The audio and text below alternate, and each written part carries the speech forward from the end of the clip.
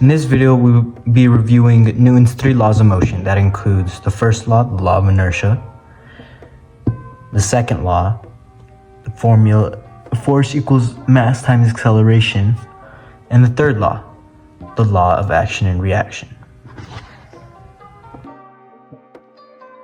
Newton's first law basically means that an object will remain at its current state of motion unless a force acts upon it.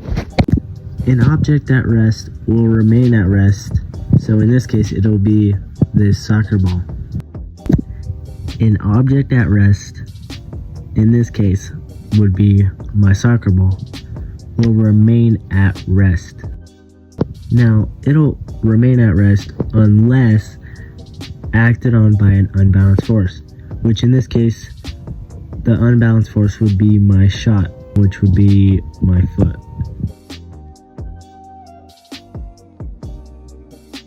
An object in motion, which in this case would be the soccer ball, it will continue with constant speed and direction.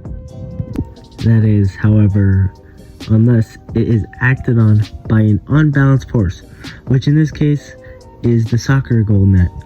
In other cases with this same case, it could be if the goalie saved your shot.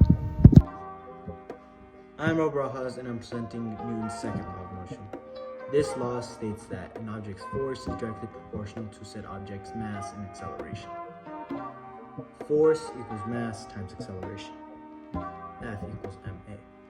Force is measured in newtons, mass in kilograms, acceleration in meters per second squared or meters per second per second.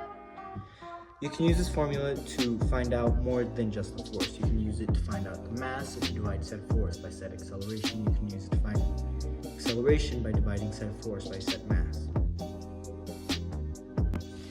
According to Newton's law, if you have a car that is 2,000 kilograms of mass, accelerating at 3 meters per second squared, its force should equal 6,000 newtons. But if you were to grab a car in less mass, per se 200 kilograms, accelerating at 3 meters per second squared, it would only equal 600 newtons. If you were to increase mass or acceleration, you would also increase force, vice versa.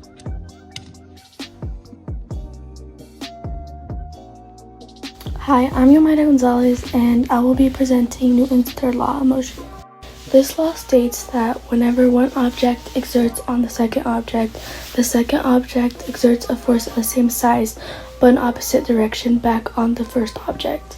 Newton's third law of motion was proposed by Sir Isaac Newton in the 17th century, and it's all about how forces work in pairs. Let me give you an example. Let's say I'm standing on a skateboard and I'm pushing against a wall. If I push the wall, then that's the action force. The wall pushes back on me with an equal force in the opposite direction. That's the reaction force. And since you're on wheels, you will have a little friction and would be rolling backwards. No matter how big or how small the force, the reaction always matches it in size, but goes in opposite direction. Another example would be a balloon in which is not tied. When letting go, the air rushes out. That's the action force. And what about the reaction, you might say? The balloon shoots in the opposite direction. That would be the reaction. That's like a little more easier example on Newton's third law of motion. Newton's third law of motion explains many everyday things, like for example how birds fly, or how rockets launch into space. The force from the wings or engines push air or gas one way, and the reaction pushes the bird or rocket the other way.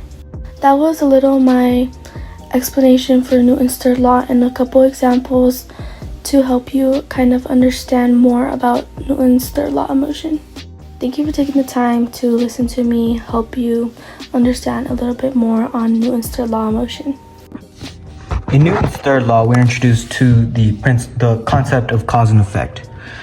What this concept is basically there's a cause, an action, a beginning action, and an effect that takes place after said action, the reaction. An example of this would be dominoes.